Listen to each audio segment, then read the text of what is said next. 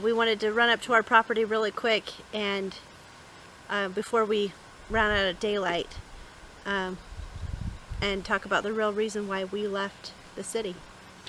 We left the city in less than 2 months. From the time that we made the decision to the time that we got here to this particular community was less than 2 months.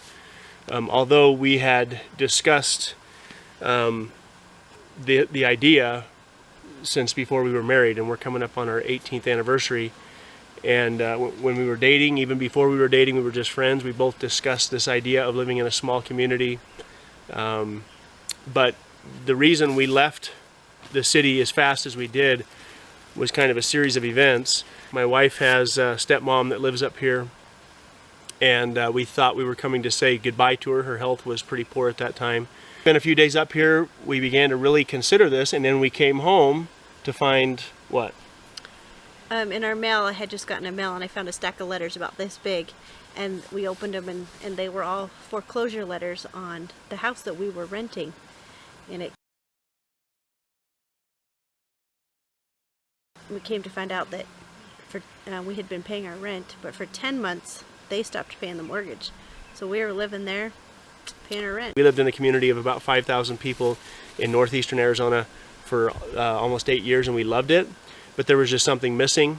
I don't know. Well, your dad's health got really bad too. So my dad's health got bad, and that's why we moved back down to Phoenix. And traveling back and forth for work. And yeah, with my job, I don't have a normal job, but I was spending a lot of time down in Phoenix, and so it worked out in the way we found the house that we were renting. We felt that there was, again, some divine intervention in that process. We found that house. We lived in that house for 18 months, and then discovered or decided to move 800 miles away from our friends and family. We looked in the Midwest. We looked even on the East Coast. We looked in the places that everybody talks about, the Carolinas. We looked in some of these other places, but none of them they just didn't feel right. Part of the decision was definitely a lower cost of living. We were looking for land that was affordable, and we found it. Ultimately, we found this piece of property that we never in a million years would have been able to afford in the area that we lived.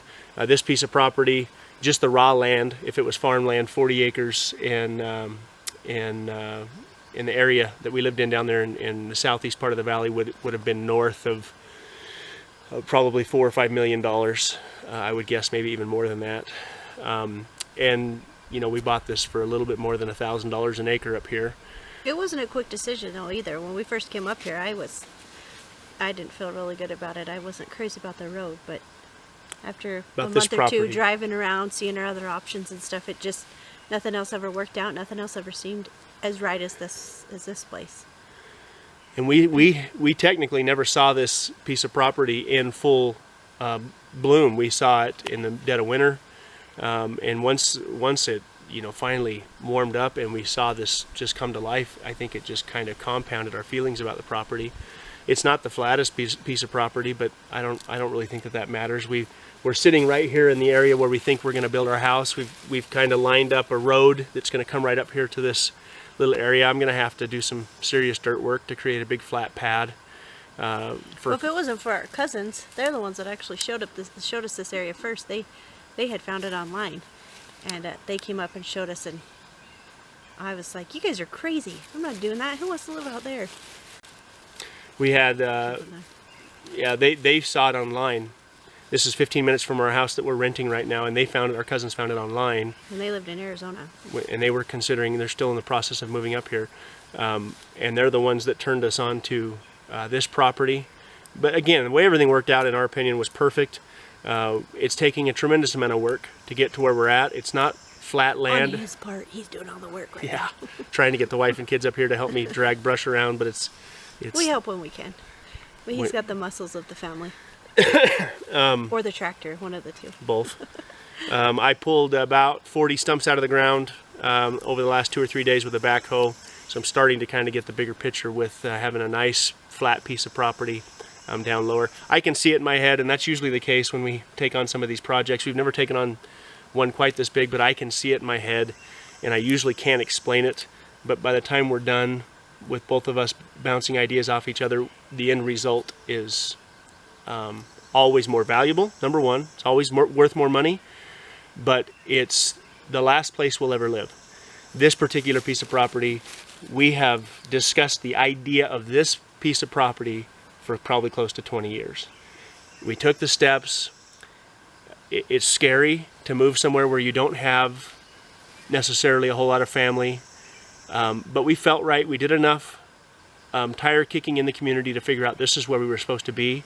We've since had even more wonderful experiences with people in the community, but we don't want to live in town. We didn't move 800 miles away to live in a small town, to live 15 feet away from our neighbor, and currently that's actually, we're less than that. We're about 5 feet away from our neighbor's house. Yeah, but we also have 5 kids, and we don't want to be too far out because we still want them to have some sort of a social life, I guess, and they still go to school, and so that was also another thing that we considered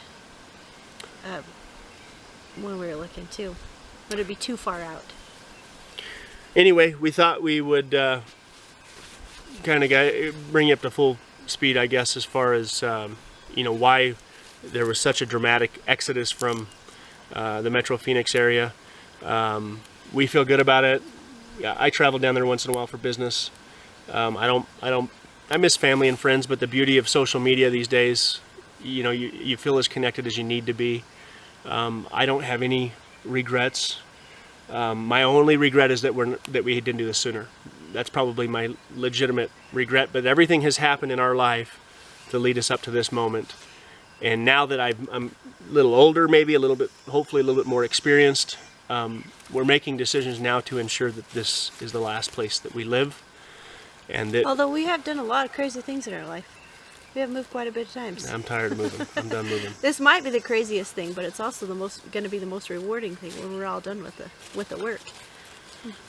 I think I'm going to stop clearing land any more than I have to. I'm going to clear enough land right here where we can get the house going and get the shop going, and really do everything we can before winter. We know winter's going to be significant.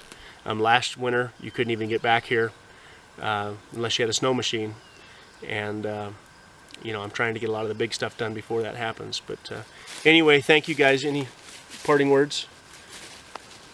Catch you on the flip side. Thank you for the positive, uplifting comments, suggestions, all the good stuff that we're getting along the way. We enjoy the positive feedback. We're not by any means experts, but we are willing to learn, and we thank you guys that are offering us some of these ideas about different things on the homestead. So thanks.